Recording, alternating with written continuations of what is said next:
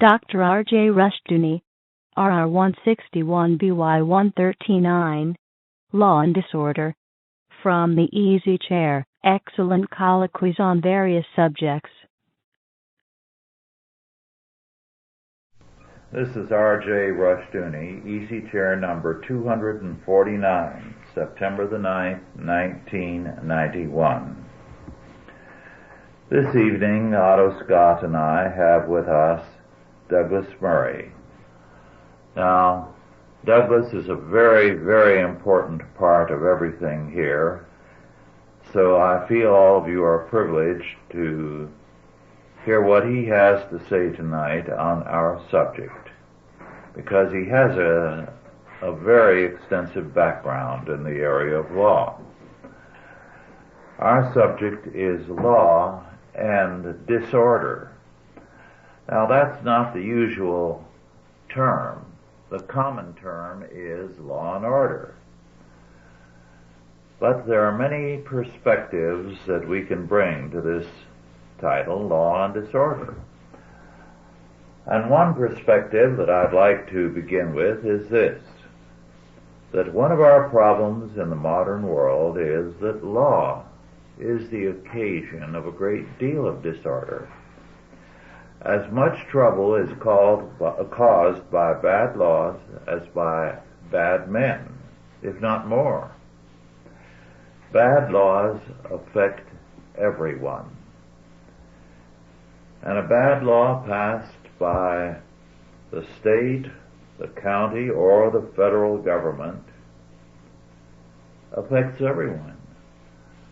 So that bad laws cause more disorder than bad men do. And as nations and men have left God's law, they have been creating disorder by means of what they do. On today's news, for example, there was an account of a trial held. It involved a young man whose criminal negligence had led to the death of one young person and the permanent disability reducing another to a vegetable. The courtroom, we were told by the news media, was divided between two groups. On one side, those for justice, and on the other side, those for mercy, as though the two were in conflict and of necessity were opposites. The simple fact was that a sizable percentage of the community felt 2 lives have been destroyed. Why destroy a third life, that of the guilty young man? The court apparently agreed. He was given 7 months in a juvenile detention home.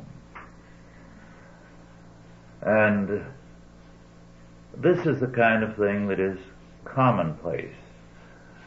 We are schooled to thinking that if we are for justice, then we are unmerciful, unkind, and that in fact there is something criminal about the insistence on justice as against what is called mercy. But Solomon was right here when he said, "The tender mercies of the wicked are cruel," and we live in cruel times that see themselves as merciful. Well, Otto, would you like to make some general statements, and then Douglas can do the same? Well, thank you, Rush. I think that is a very accurate opening note. I've just been reading some of the details of a crime bill which has been put together, is being put together in the United States Senate. Now, of course, Congress is federal. The crime bill, in contrast to what you were saying, we're moving from one end of the spectrum to the other at the same time. We have these ridiculously small sentences. We also have some incredibly long sentences where for relatively trivial crimes, individuals are being put away effectively for life. Yes. So we've lost consistency and we're losing coherence. The Senate crime bill is going to have over 50 crimes, 50 capital crimes, calling for the death penalty. I have not been able to get a complete list of which crimes they're talking about.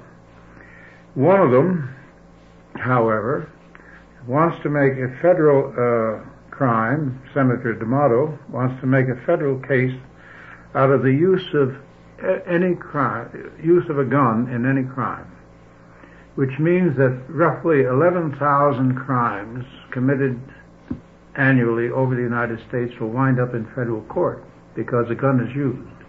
And the argument is that the gun was obtained through interstate commerce. Now that will clog the federal courts to the choking up point. As it is, criminal cases in federal courts take precedence over civil cases, and that's one of the reasons why civil cases are backed up. Another instance of using the death penalty in this proposed crime bill would be to kill a federal chicken inspector.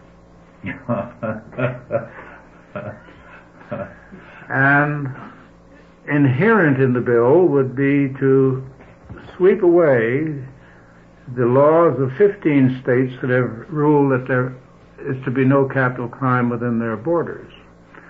So what we're talking about here is an enormous constitutional extension or expansion of federal authority.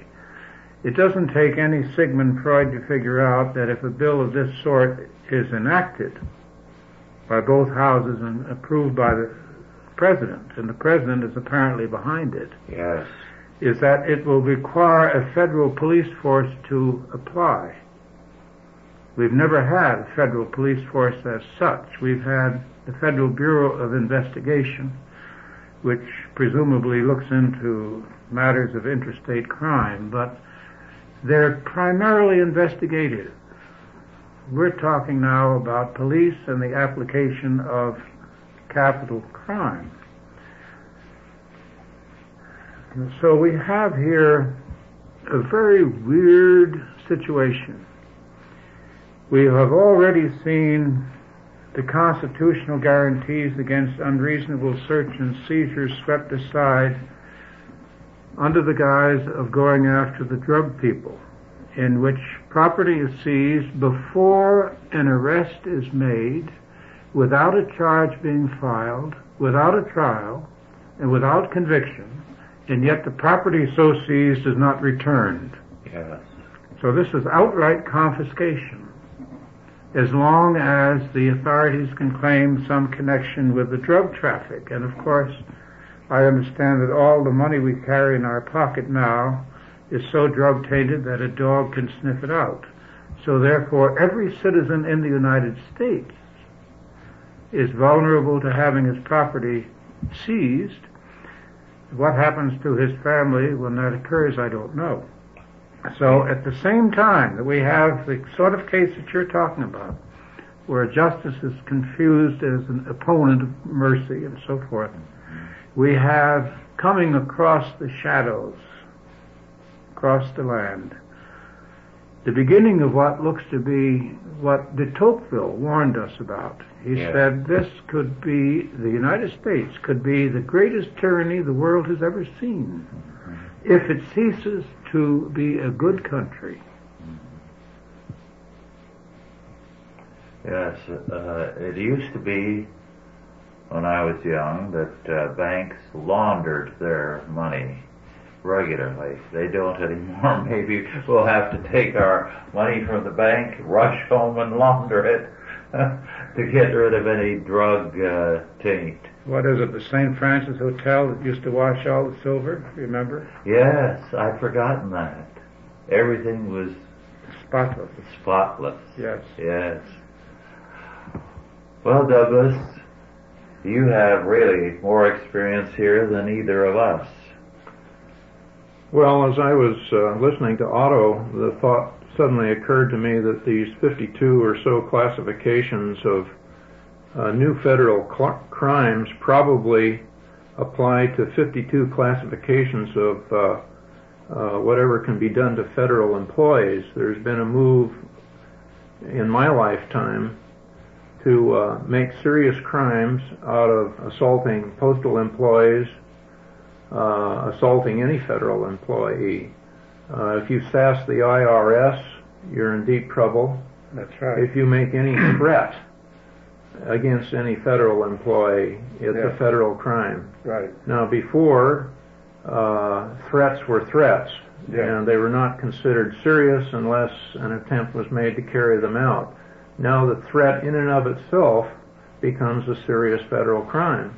Well, it's a felony to falsify and exaggerate, in other words, your assets when applying for a loan to a bank that's a member of the FDIC.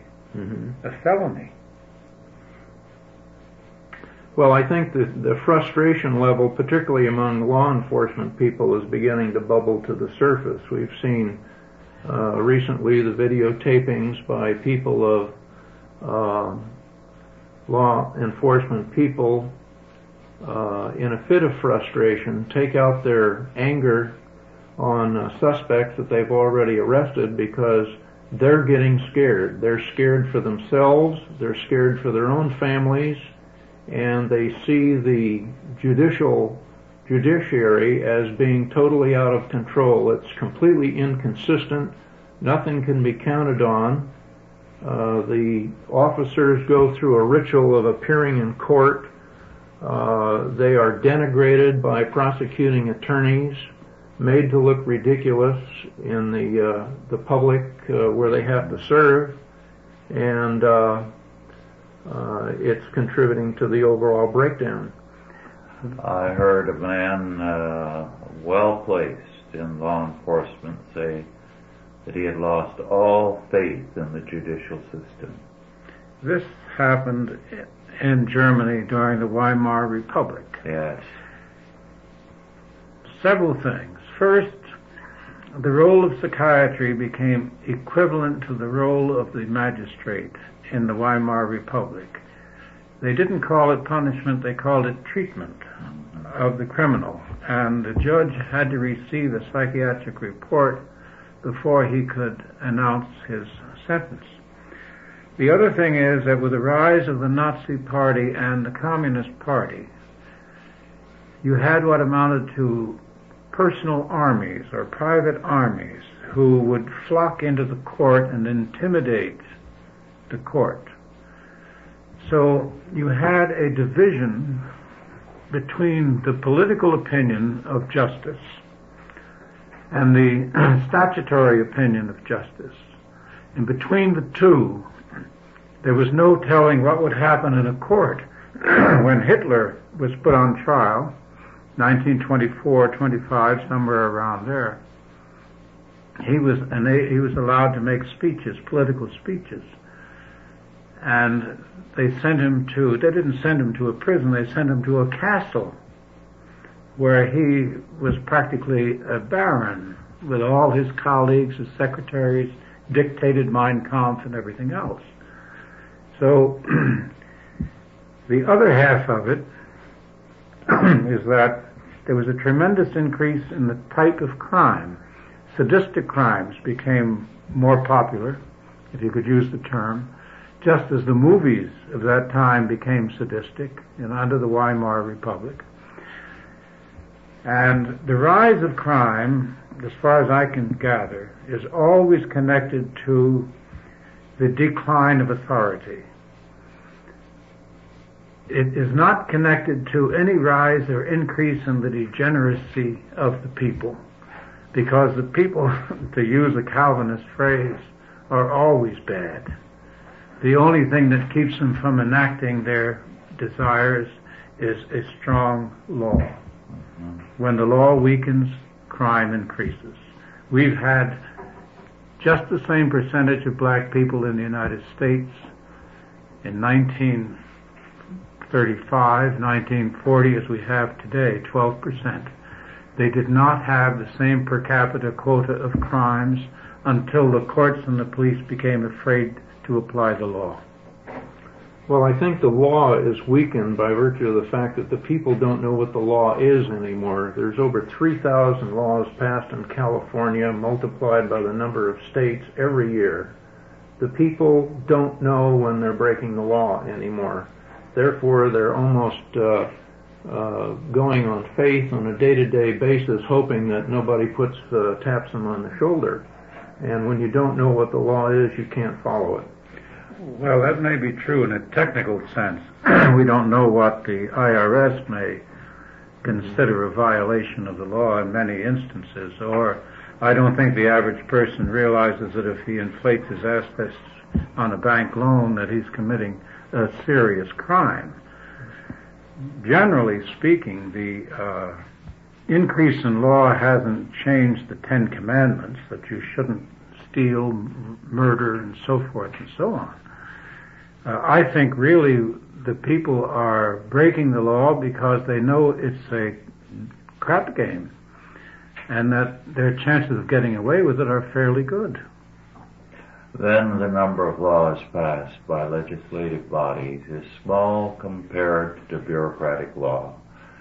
In fact, for every volume of laws passed by a legislative body, there is a roomful passed by regulatory agencies. Which is not published. Yes. They're not posted or listed anywhere. They're put in the Federal Register. Or state. State. And I'll never forget, in researching a book on the oil industry, the whole oil industry was indicted and brought to trial.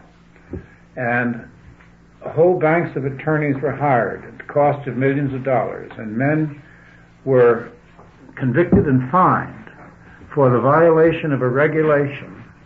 And it went all the way up to the Supreme Court before the judge, one of the magistrates, wanted to see the regulation. And it was discovered that it had never even been listed. It was in Mr. President Roosevelt's desk drawer. They went through a whole series of trials over the violation of a law that did not exist. Well, I'd like to read something now from the September 16, 1991 Insight magazine. I think this is very revealing of what's happening, and I get stories of this sort from people, but here it is in print. An article by Carolyn Lockhead, Big Apple, New York City, takes bite from its own future. New York is on the verge of bankruptcy again, and this is what they're doing. I quote, "At about 9 o'clock one morning last March, Steve DiCarlo, manager of Dan's Supreme Supermarkets of New York City, watched some 20 armed sheriff's deputies enter his store on Hillside Avenue in Queens. The deputies wore bulletproof vests with sheriff written across their backs and on their baseball caps. Carrying guns and radios, they blocked all store exits and stationed themselves at the cash registers.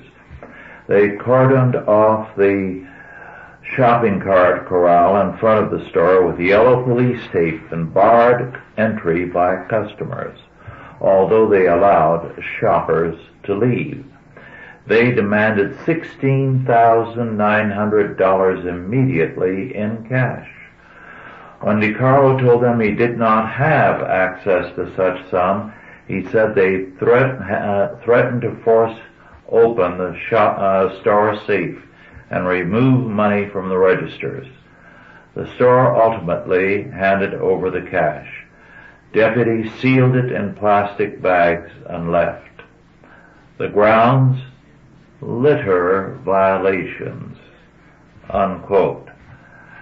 Now, to give you a little more of the kind of thing they are doing, they are, while the infrastructure of the city is collapsing, they are going after shopkeepers.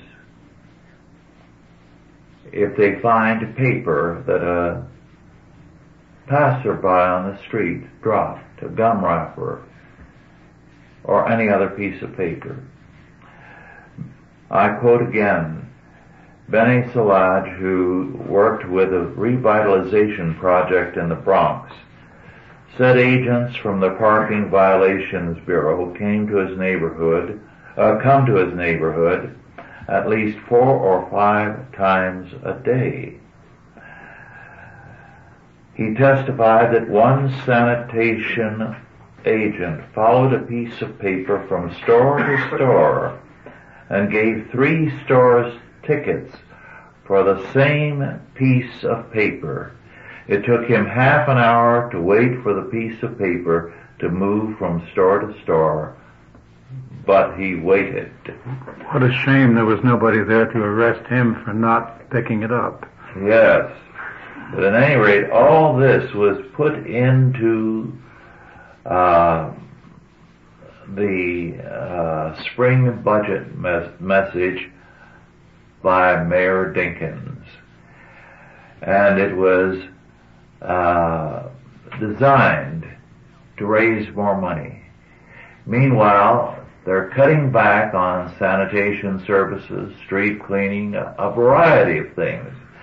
And the infrastructure of the city is collapsing steadily. I can recall the only city that I know that has potholes in the sidewalks as well as the street. Well, here's another thing that the writer says, and I quote, "The city spends freely on heavily bureaucratized social programs, even as it neglects vital infrastructure," Starr maintains. Politicians get little credit for what he calls thing programs, the roads, bridges, water lines, and sewers upon which life in the city depends, and which are now in a state of near collapse.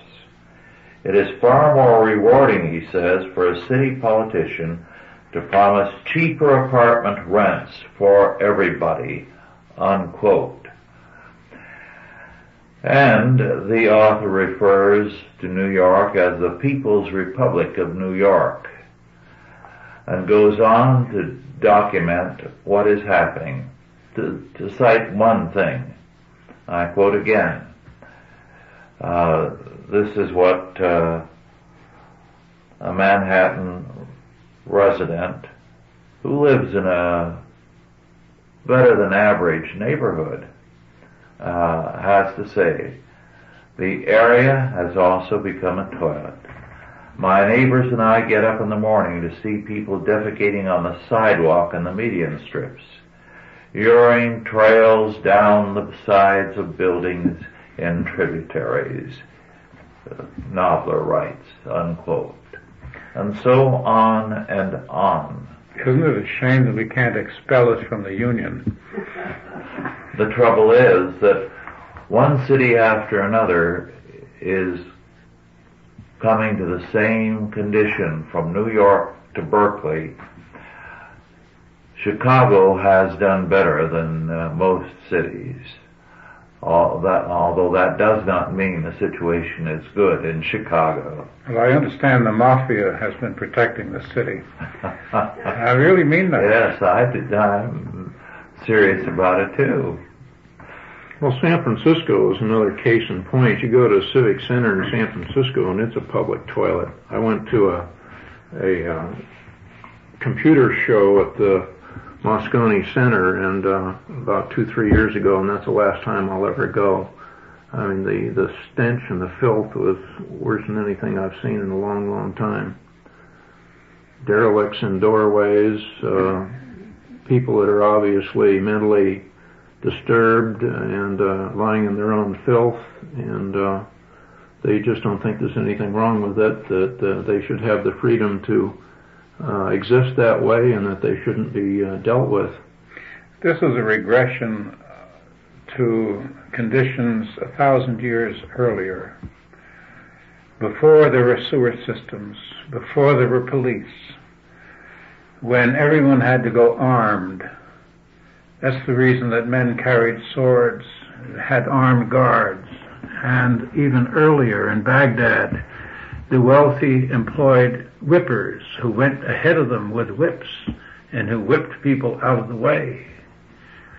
This is the decline of a civilization, and it's very interesting that Toynbee, I think, said this years ago. He said the center declines while the peripheries remain dynamic. The American street culture is moving around the world, and the rock and roll and our movies and so forth and so on, but the core is festering. Our capital is an embarrassment. I've been panhandled in front of the White House,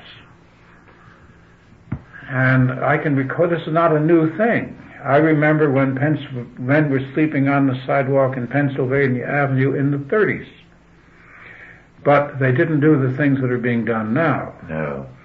Now there is danger out there in the street.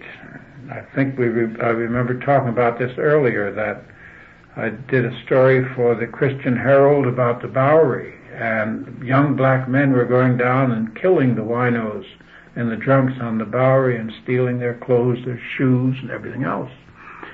And the Christian Herald wouldn't print the article because they didn't want to admit in print the circumstances. And we have the same strange prudery going on in our media today. The newspapers, the television, the radio will not discuss the facts of everyday American life anymore. Well, they're prevailed upon by chambers of commerce and mayors not to print the dark side. In San Francisco, we heard probably a year or two ago that cars were being stopped by gangs in San Francisco. The occupants of the car were dragged out in the street.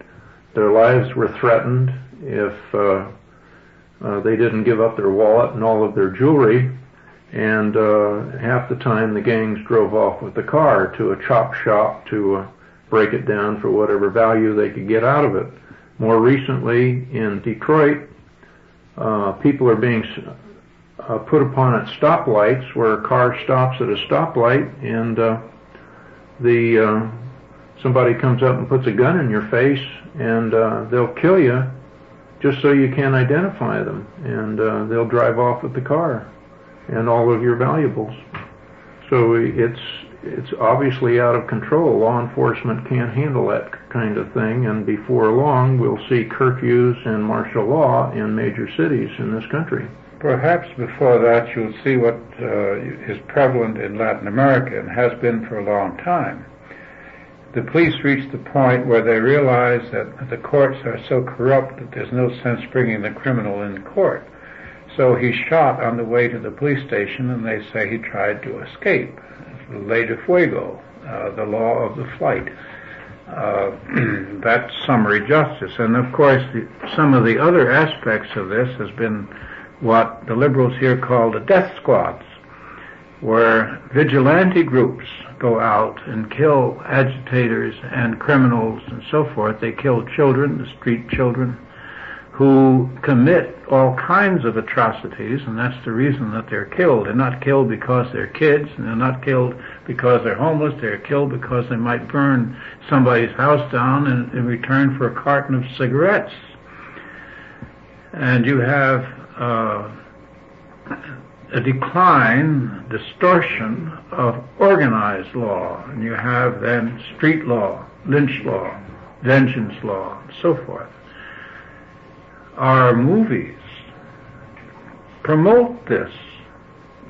So does television. I mean, here you see the police breaking down a door, throwing somebody against a wall, beating him, and this is the forces of law and order. Well, it's glamorized. It's exciting. they make it appear as though it's an adventure rather than a profession. And too many people are being drawn into the legal profession on the basis of television programs, how rewarding it is monetarily, the status that attorneys have in society, and they're relatively free from the constraints that other people are under. And too many people are being drawn into the legal profession on the basis of television programs, how rewarding it is monetarily, the status that attorneys have in society, and they're relatively free from the constraints that other people are under.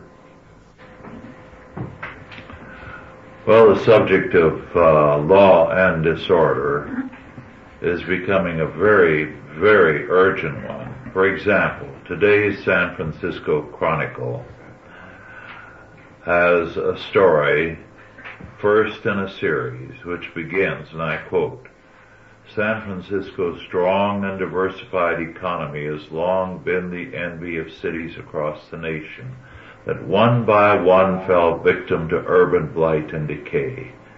But today, numerous economists and urban experts are warning that the city's relative affluence has masked growing threats to its own prosperity. Like a Rolls-Royce exposed too long to the elements, San Francisco's rich economy is rusting at the joints and in need of immediate maintenance. The implications are ominous. Without steps to revive the economy, San Francisco could face a bleak future of stagnation, job flight, higher taxes, and dwindling social services. The question isn't whether San Francisco will compete with Los Angeles," said Nina Gruen, a San Francisco urban sociologist, "but whether it will be a total wipeout like New Orleans, a city whose bon vivant ways belie a crumbling economy and infrastructure," unquote.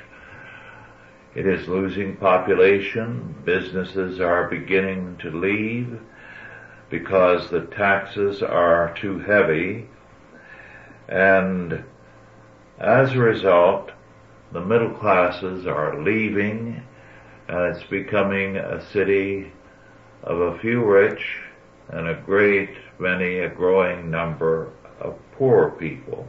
Well, that's a microcosm of the macrocosm. Yes. Because we could say the same thing about the country as a whole. Yes. Well, it means that not only the country, but the world, because the world has the same problems. And the cities of Europe are crumbling because of the Islamic populations that are overwhelming them. Well, I remember 20 years ago noticing that most of the waiters around London were Greek or Spanish, very few English.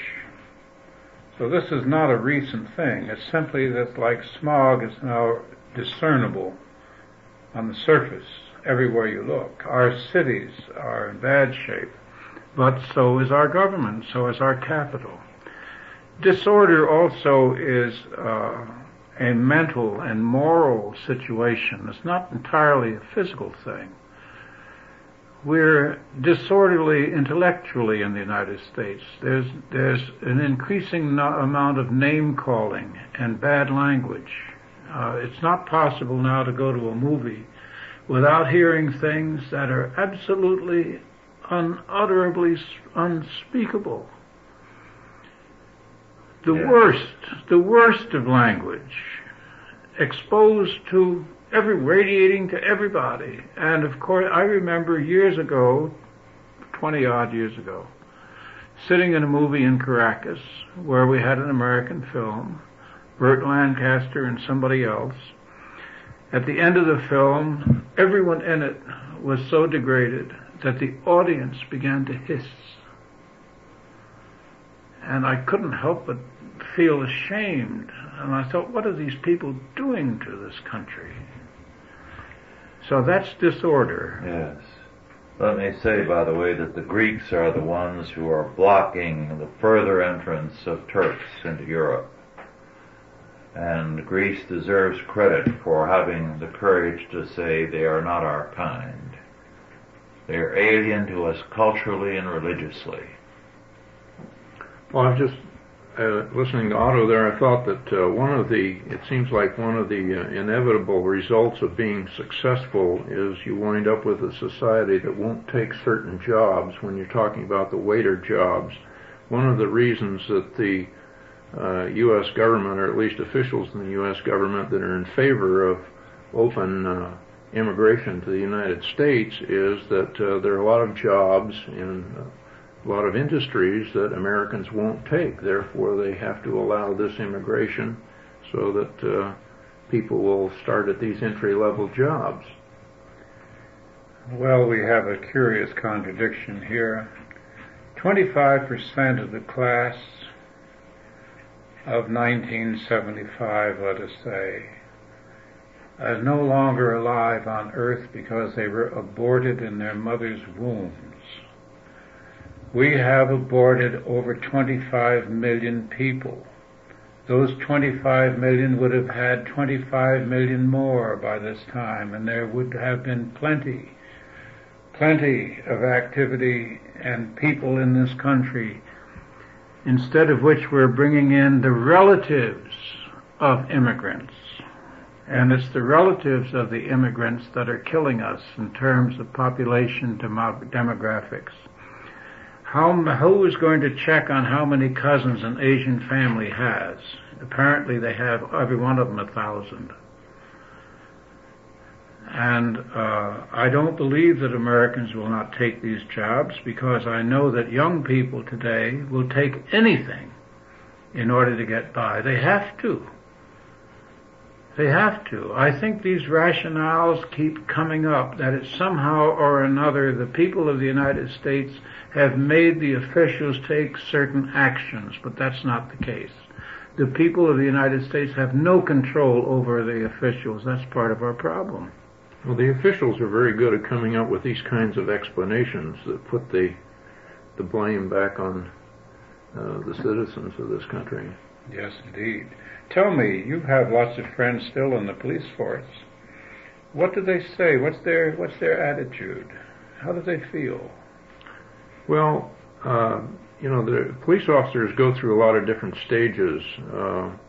They're very enthusiastic when they first start. There's a lot to learn, a lot of procedures that they have to learn.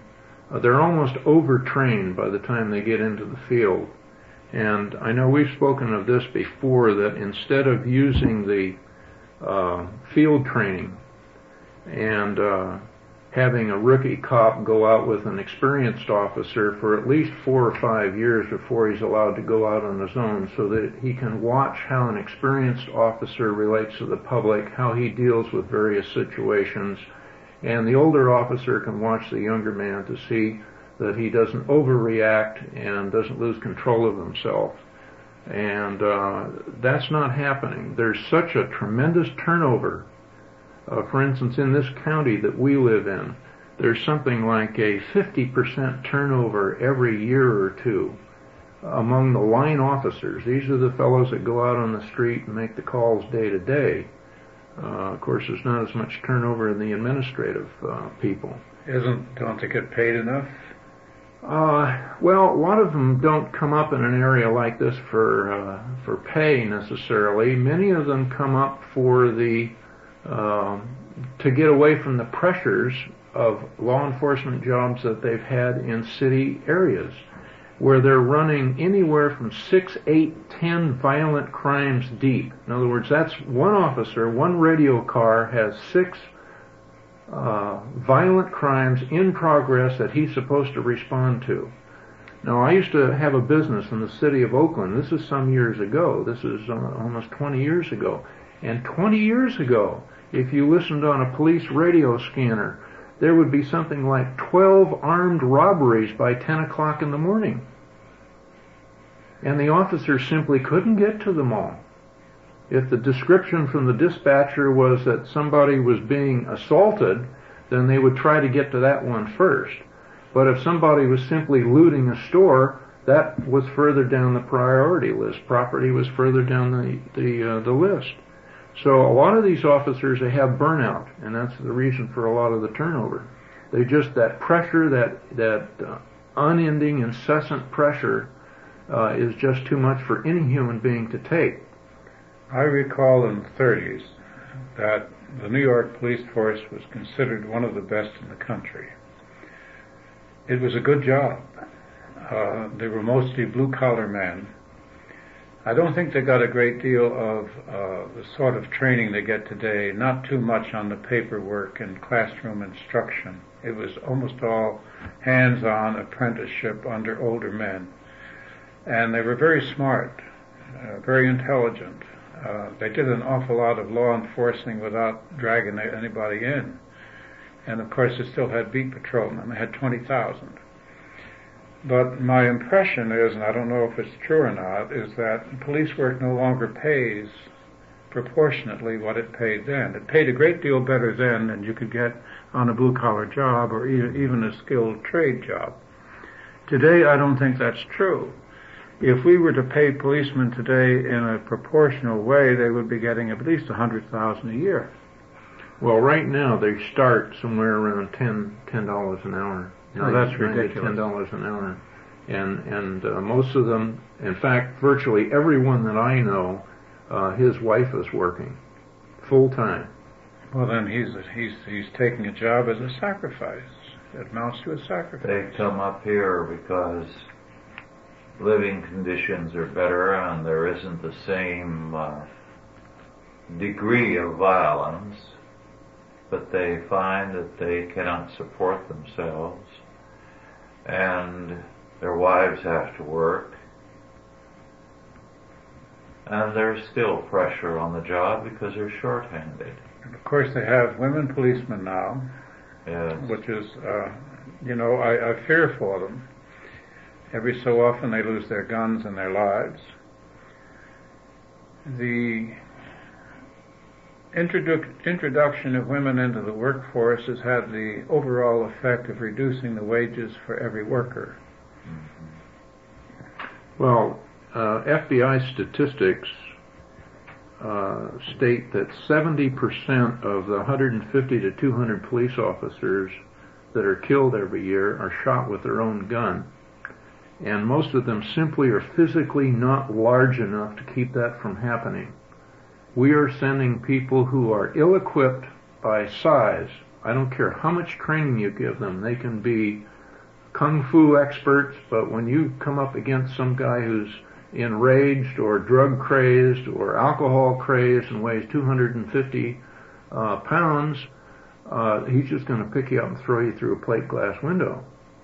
And since they eliminated the minimum size requirements so that they could allow Asians and women into law enforcement, the number of people who've been getting killed on the job has risen steadily, and yet nobody makes the connection. Isn't it strange? They used to do they had third degree. They had a third degree. They put real pressure on their prisoner, but not as much pressure as people may believe. The criminals that I recall when I was covering crime were anxious to confess, strange as that sounds. There is a need to confess if you have done something wrong, and it's written in your heart, like the knowledge of God. And most of the time the confessions were not forced, and then some sort of a deal was made, if they would implicate others and so forth. But as I recall, the police in those days, they all had an awful lot of friends in the community, contacts in the community. They had bars where they could get free drinks and where they knew the bartender or the proprietor, and they knew some of the habitués of the bar, or they knew the cleaning shop, the hotel owner, and this one and that one. And they could come, the community helped them solve crimes. The community wouldn't tell them who the members of the mafia were, but they would let them know that it was a mafia deal. Now my impression is that the police are as removed from the citizenry as the police of Spain used to be, who had to live separate from everybody else. Without these community contacts and cooperation, the police are really up against the black wall. I don't know if that's true or not. Well, the modern day term for that is networking. Yes. And networking is not going on. Nowadays you've got a network of stoolies where someone is picked up for some minor crime, and because it's either a misdemeanor or not too serious a crime, they will make a deal. If he will furnish information, they'll let him go. But he has to continue his gang activities in order to be of use for them. And this is something like the Okhrana of the Tsarist Russia, where had both Stalin and Vyshinsky worked for the police at the same time they worked for the revolution. And the police couldn't put them away for too long, because then they would no longer be revolutionary stoolies. And they continued with the revolution in order to keep out of the hands of the police, in order to keep their deal going. So we have here a police underworld connection that becomes permanent. Well, one of the problems nowadays is that these stoolies, or stool pigeons, if you want to refer to them as that, informants. They're informants. They're frequently burned by the court. The judges used to understand this means of gathering information in order to achieve justice. Yes. But nowadays they are so bound by procedural technicalities that frequently informants are placed in a position where they must be revealed. They are forced to be, their identity is revealed either by public prosecutors, or the judge will demand it. Would you say that this is a result of our university educational professional class, where the rules become more important, the technique is more important than the substance? I would say so. Yes. There is a man in a fair-sized city in this state who is in police work. He is under 40. He's a Christian Reconstructionist. He would like very much to come up here to be able to worship with us, because he feels totally alone. Everyone around him is becoming totally cynical after so many years in the forest. They feel that the courts are worthless. What they say about the judges is hardly repeatable on tape or off tape. And yet, when he checked out the situation here, and he thought very, very seriously of coming here, because it's getting to him. He found he couldn't afford to make the move unless his wife went to work. And with some very small children, he cannot consider that possibility. So this is the trap that the police are in. And they feel very, very isolated and embittered. And especially, of course, with the kind of thing the taping of the Rodney King arrest did to the police. Nothing was said about the fact that this man was known to be a criminal, that he was speeding at 100 miles an hour, that there was reason to believe he might be armed and dangerous, and he was refusing to submit. So were they going to stand back and say, "Pretty please"? Under such circumstances, they reacted the way you and I would react. They struck before something happened to them. Well, of course, there's also been other tapes Yes. showing other atrocities of various sorts which have not been radiated all across the country on every TV station. Mm-hmm. As we know, the media is very selective. Yes.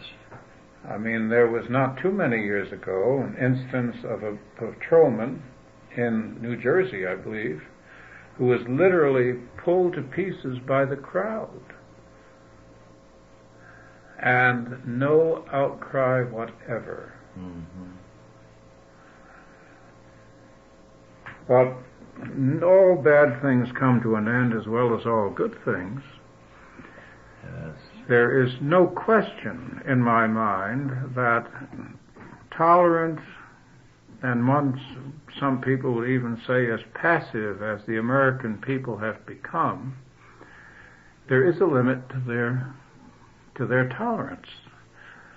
We are going to see an enormous explosion in this country unless the government recovers its brains. Now, I've listened this afternoon to a CNN Crossfire program. There was a young man, a reporter on there, who had a researched book.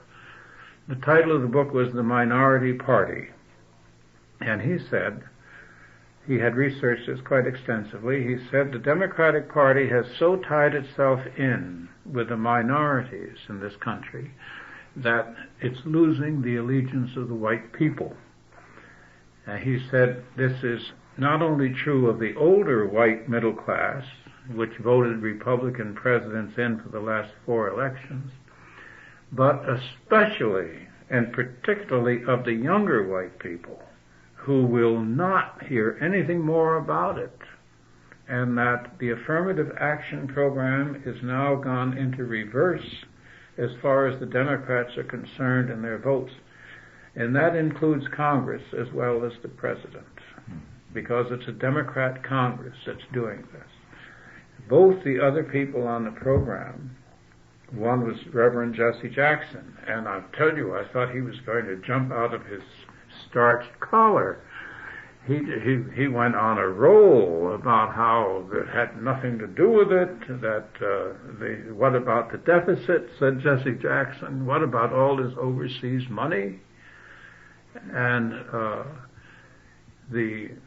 one of the examiners or fellow commentators went into another role saying that it was all part of the Republican racist propaganda, but we know it isn't.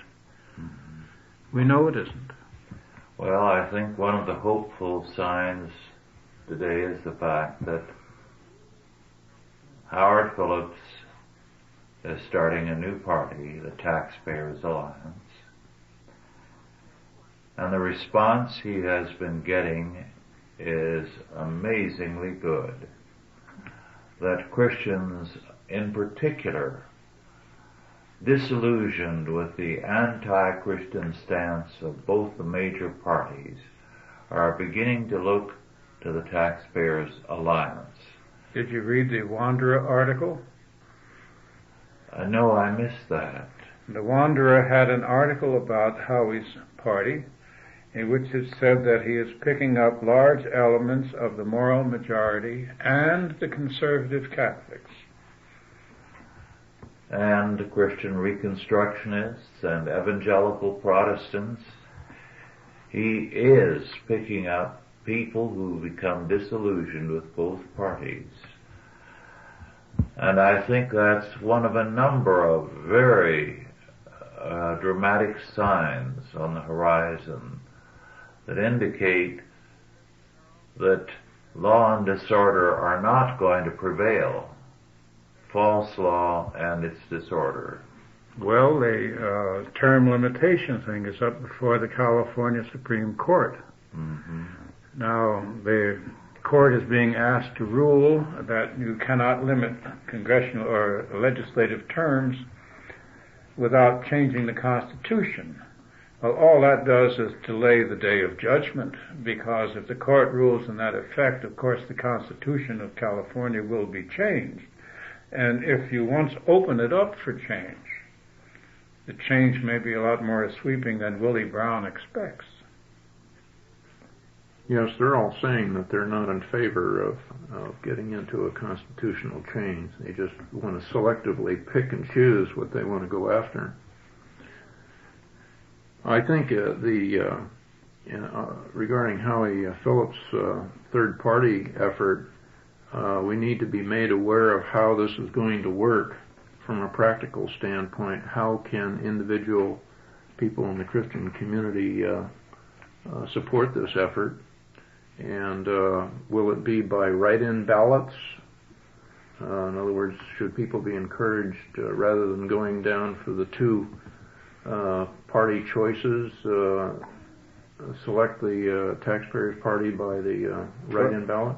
Well, he has over a year left to organize, and his organizational efforts, I understand, have proceeded more quickly than he expected.